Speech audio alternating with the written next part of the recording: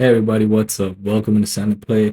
I'm your host, Ayat, and we're in episode 6, back into the play segment. So last time, as you may or may not know, depending on if you've been keeping up with my show, is we've been talking about beefs, and I made a two-part episode about rap beefs, essentially the Drake and Kendrick and all that juicy stuff in between. But before we go back into that, we'll be going back into that for next week's episode.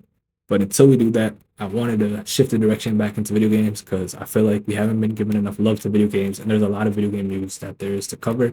And I'm trying to keep the show as like unbiased as possible, but at the same time, it's difficult because like there's only so many games we can cover. So sometimes I gotta pick franchises that I prefer, genres of game that I prefer. So right now I've kind of switched up my setup a little bit. I'm using an iPhone camera, better iPhone camera than my iPhone, and then on top of that, I'm also not using the laptop camera because we're back in the bedroom, as you may or may not be able to tell. I changed the chair up, I changed the camera, better quality camera, better lighting right now. We got that too. So I'm hoping that this is a better experience than the last time that I did a gaming episode, and because like that was in the bedroom. So let's just see how it goes. Of course, I've moved my PlayStation 5 from being in front of me to being on the side here, so I might be looking here and there. I thought since it's a gaming episode, let's just game while I talk so that like maybe I don't focus so much on like over talking about certain stuff because I mean, I can always ramble on about video games and music for days and for years or whatever the case is, but I just want to keep it like a sweet and short, like kind of concise episode, only for the fact that there's a lot of games that I want to talk about. And I'm gonna still try to like a little bit stray away a little bit from what I was originally doing. Essentially, like there's a couple of games that I've already been talking about. I kind of want to build off of that, but at the same time, I want to talk about some new stuff, kind of steering the direction into a different sort of place. We're gonna also talk about some mods. We're gonna talk about emulation, and we're not just gonna talk about traditional games today, but I'm still gonna talk about a certain couple of games that I've been talking about. So hope you guys are ready. But I know I'm ready, so we're just gonna jump right in. So let me just check what I got on the schedule. Like I said, it's hard to just pick what game like I wanna make sure that like I talk about because there's just so much to talk about, you know? Like obviously, even with music, like it's hard to pick like what's important, what'll be important. And I'm not trying to pick things that are just important to me. Obviously, there's some games that I really like, but at the same time, like some of these games haven't released, some of these mods I haven't played yet. So it's just a matter of like what I think you guys would like, and I'd also like. Because I'm not gonna talk about stuff I don't like. I'm sorry, like, but I like a lot of things. So I like a lot of like things that this can be a general show about things. I know I'm kind of like rambling on. I know we haven't really gone into the deep dive or anything, but I just thought like it's been a minute since I've sat down to record a gaming episode. And on top of that, it's been a minute since I made an episode in general because I've been like traveling all over the place. I started a full time job. Like life is getting a little crazy right now, and like I've been concentrating on Instagram.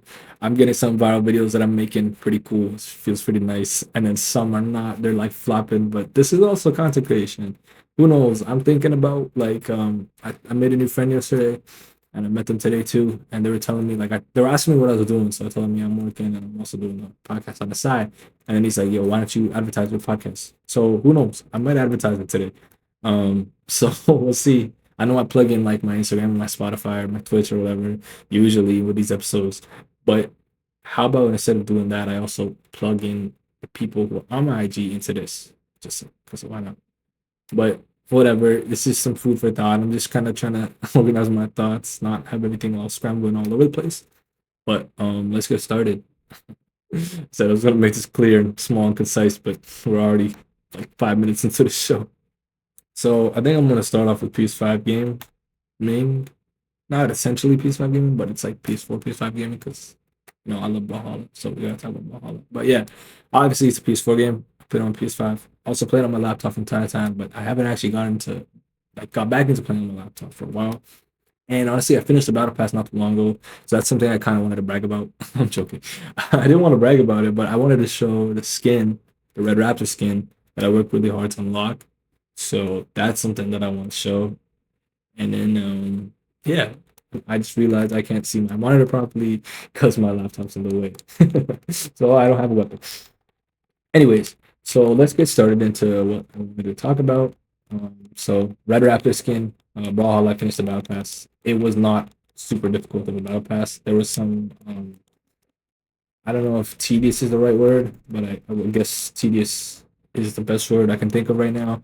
There's some tedious type of stuff that like you could do for some challenges, but this battle pass I wouldn't say it was really hard in any sort of way. Like I think there was harder battle passes. I think it was the classic. I don't know what they call it, classic revamp, rebirth, or something. They have the classic battle pass that they bring back, and there was like a battle pass I think for season two, which had like that Hattori skin with skull and stuff. I never finished that battle pass, and I was one tier away from finishing it, like not even like half a tier away, or quarter tier away, and it was really triggering that I couldn't get that skin because I really wanted that skin really badly. But I think the challenges in that battle pass were crazy. I could have like I thought later on that I could have finished that battle pass because I had some mammoth coins, and I feel like you can get a tier with a mammoth coin, so I could have done that and then complain after about not getting the Dory skin. It was literally 4 gems away, but I mean, so I just gotta wait for that battle pass for them to bring it back again for a third time because I never played the first time I was there. Second time I didn't get the battle pass, and third time when they bring it back, then we'll see. Yeah, but the battle pass skin looks pretty nice. The Red Raptor one. I'm not a Red Raptor main, but I like playing him. I like his weapons, and boots, and the orb. So I thought it would be really cool to like, get this battle pass just for the sake of having a skin for him, and then also giving me some sort of incentive to play as him. So that's kind of how it's going for me. I'm still learning. But I want to really talk about some other emulation stuff and some modding, so we're gonna get into that. Um, Essentially, there's a mod that I found on Instagram and I thought it was pretty cool. Didn't see a super long clip of it, but it's a pretty cool clip nonetheless, which I'm going to share. I mean, for seconds. But that clip is a Flash mod on the Spider-Man game. The guy who's talking about it, like he was saying, it works really well with the Spider-Man game. Like the way they integrated it, it makes it seem as if like it could have just been a Flash game. So that's a pretty cool thing because I always thought like personally for me like other than maybe like Nightwing in the DC universe, I'd say Flash is very comparable to Spider-Man, and also not just comparable in that sense. Like that's not all I wanted to say, but also he's very similar to Spider-Man in my opinion. It's kind of how they're like kind of nerdy, and then they work like a pretty average job, and then they have powers. But I mean, that's like a lot of shit. But I just always thought that maybe like their age and their occupation and their like life story kind of is similar in some sort of sense. People don't really got so many role models. Very like mom is dead or whatever, and then his dad is like framed killing his mom, and then top of that like Peter's uncle's dead and his parents are nowhere to be seen, and then his aunt is sometimes dead in some situations. So I really thought that like I don't know. To me, it just personally feels like they're very similar heroes, and I like them on a like. If I think anyone in DC could rival Spider-Man favorites, other than Nightwing, because I think Nightwing just his own tier of hero, it would be a Flash. I really like Nightwing a lot, so it's hard, but like I just don't think he's comparable to Spider-Man because I guess because Nightwing's more, but still, he's still dope. I'm dope too. I'm dope. But yeah, so I thought like someone integrating that mod and kind of seeing that similarity and playing with it into a way to integrate Flash into the game, it's pretty cool in my opinion. So that was something cool I wanted to share with you guys. Let's go some news about Budokai Tenkaichi 4. There have been some character reveals. They have some more stuff that's coming soon. I think every month their plan is to release certain like a trailer for characters. So they want to reveal characters every month. And with Budokai Tenkaichi 4, I also figured out that there's a cool mod for it. It's not like obviously the game didn't come out yet, but Budokai Tenkaichi 3, there's a Budokai Tenkaichi 4 mod. And essentially, it's like a canon mod. So all of the characters that are established in the anime, they brought them into the mod as if like if there was like a they're trying to make it like an authentic sequel of Budokai Tenkaichi 3. Like so they gave you like the options, like it shows you if you go on a different number. So Budokai Tenkaichi 3 and all those other games had like numberings for outfits you could wear. And if you go on a different number, it wouldn't tell you which outfit you were wearing, but there were so many options. So in the mod, you can see what costume you're wearing. You go in the number, and then they also added some extra costumes. And then they changed like the character portraits. And on top of changing that too, they added like Beast Gohan, Ultra Instinct Goku. I wish they added Ultra Ego Vegeta, but he's technically not canon to the anime. That's why he hasn't been incorporated. But I thought that would have been cool. That would have sealed the deal for me. To make it like perfect. But they have some really cool characters. Obviously, Goku Black, Jiren. I think Beerus in the game, Beerus in weeks. I believe so. Um, yeah, that mod is pretty cool, and I played with it a little bit. I just hope that like I think these games, like the kaiju games, they're sick from a certain standpoint. I told you guys that I didn't think the graphics were so great back in the day, but the emulator that I'm playing the top. I have the graphics on HD, so that makes it a lot better. And the combat's pretty nice. I kind of like feel like I forgot about that. Like the controls are pretty simple to get used to. I don't like how that kind of opens up the door for spammability, but it's pretty easy to just get back into. Anyhow, um, they've also revealed some trailers. They've shown that you can do this dodge weave. But there's like a weave dodge that you can do, which I kind of forgot you could do. But I got into Tenkaichi, the mod, and then I realized like, yo, you know what? You can do this cool weaving thing that we want to dodge, and that's a cool mechanic. Like, I think I'm starting to love Budokai Tenkaichi in its own way because I'm kind of not comparing it to the original Budokai as much.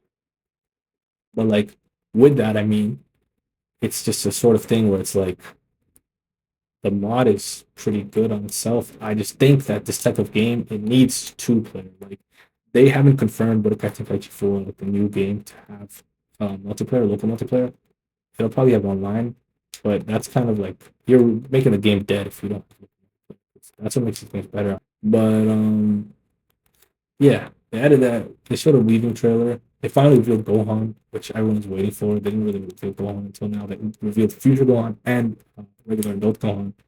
That's pretty cool. I don't think they revealed Teen Gohan, which is kind of unfortunate, but I feel like they're trying to save that for a later date. And apparently, people have been data mining, and they believe that Tenkaichi 4 will release this year, even though it was said to be released next year. They believe it'll release this year, and when it releases this year, they believe it'll be in October because all the other Tenkaichi games released in October, like in consecutive years. I think 05, 06, 07, I believe so. Don't quote me on that, but 99% sure. But yeah, so people think, based on a data mine, apparently that the game will release in October. So we gotta stay tuned for that, I guess. On top of that stuff, there is some news for people who like emulators. I used to love emulators as a kid. Now I've kind of strayed away from it, sort of. I'll get back to that. I'll touch back on that. But essentially, Apple finally made it so that you can have emulators on the App Store. One big one of those is called Delta. I believe this is just based on like I've seen videos about it now, like a lot of videos about it now, but I've used it, but I just not used it recently. But essentially, it is an emulator. I think, based on what I recall, I think it was originally just a DS emulator, which I don't like. I hate DS emulation because DS requires two screens and a stylus and whatever. It's just not the same unless you got those like flip Android phones. I don't even use Android phones anymore. Those flip phones are expensive. The Motorola Flip, whatever, Razor, whatever, Motorola Razor Flip Razor. But Delta, I believe, is now not just a DS emulator, but it's also a Game Boy emulator. I think it's also SNES, NES, and then I think there's even Nintendo 64 and so on. But now there's a bunch of emulators. So I think like I believe there's even like Nintendo 64 emulators, Wii emulators, like so on and so forth. If your phone can run it, if your phone has space, good for you. But I don't think it's the best for phones, especially if you have a smaller screen phone. But if you had an iPad, especially for those like console games, if you want to emulate those, and an iPad is fast enough, go for it. It could be amazing. The reason I'm saying all this stuff, I'm not against emulation. I literally was telling you I was playing emulation on my laptop, but laptop emulation is different. I mean, like a handheld go-to emulation, I've got something for that. So I will. I want to talk about that. So before I get into that, trying to see if anything else I really want to talk about. There's some other stuff. There's an Apex new season. I'll just put that out there. And there's a game called Hellscape. Like, I think it's called Hellscape. There's also a game called Helldivers, which is also like a big deal, but it's also had some update or something. But the Apex new season, which I've started to play, I'll tell you that much. Hellscape, I wanted to talk about, but we'll get back into that soon. Not in this episode, next episode, hopefully. And Helldivers, I've heard of it, so I want to go read into it and go into it. And I've seen some stuff on the internet about it recently too. I think that's an update or something. So all that sort of stuff, those things we'll get back into. Glad you bear with me up until this point. But we're gonna show you something. I'm gonna show you something. I don't know. I'm saying we, but I'm gonna show we something, you something, them something, whatever something. Um, so let me just grab what I want to show you. Yeah, we're gonna do that now. I just want to talk about emulation devices. All right, so we're back. So I want to show you something. I got this. I believe it was last April, but I've never showed this off to anybody except for some, maybe like three, four people, to be honest. But I really wanted to talk about this device. I haven't used it much recently. I can't lie, but I've used it quite a lot. I think personally, like I'm a gamer, I'm not so grateful for some retro games. Like, and I'm talking about NES, SNES era, Game Boy Color, Game Boy era. I'm not grateful for those games to be honest. But Neo Geo, I was always into. Game Boy Advance, I was always into. DS, I was always into, even though I wouldn't call it so retro. PS1, I was into kind of, but it was only because I had a couple of PS1 games for my PS2, but I never had a memory card, so those games wouldn't save you. Essentially, those were the couple of consoles I was really into back in the day. A little bit of like maybe some Sega stuff here and there. I'm going to show you a device that kind of encapsulates all of that stuff right here, called the Miyoo Mini Plus. Well, it's called a Miyoo. Like that's a company, Chinese company. It's called Miyoo Mini. I have a Miyoo Mini Plus. And let me show you kind of how it looks like, and I'll tell you what it's about. And I just want to let you guys into my world. So I got this beautiful device, a Pac-Man screen. This is my wallpaper, Pac-Man themed. Pretty cool. The reason I'm bringing up this device is it's very capable. This company, Miyoo, has made a new device even more capable. That device instead is not vertical like this one. It's horizontal, and I'm not really huge on horizontal handhelds because honestly, this is like my first endeavor into a handheld. Like I mean, emulation handheld. It's my first emulation handheld. I feel like it's like a like don't I know handheld. This is a pretty sturdy device. It's a great device. It's good build. Like clickiness to the buttons. I would say the D-pad is kind of like my style. It's not bad though. It's smooth. It's responsive. I just don't like it has little arrow ridges on it. They're really like subtle. Like, I mean, you can see it obviously, but it feels subtle. But it's just annoying to me. The buttons, I think, like they're really smooth and nice, but they're not like console buttons. They're a little bit bigger. So I see it makes the Pac-Man ones. Ready? Yeah. If I can click it, beautiful. What can I say about this device? I will say I want to be honest. I want to just tell you everything and how I feel about it. Um, this little battery cover, I don't know if it's because like one time I dropped, maybe twice. It's like a little bit above, like it fits size wise, and like the groove fits and everything. But I don't know like if it's the way the battery is put in or the backing is put in, the housing of it. Oops, but it's a little bit of like a little. It comes up a little bit, so I just wanted to let you know that's kind of a thing. I will lie. The one buttons are on the side. It charges with USB-C, which is great. You put all the games into a micro SD card. Um, just put them into your computer. It came with a converter, and it came with a stock micro SD card that everyone said was garbage. Still used though.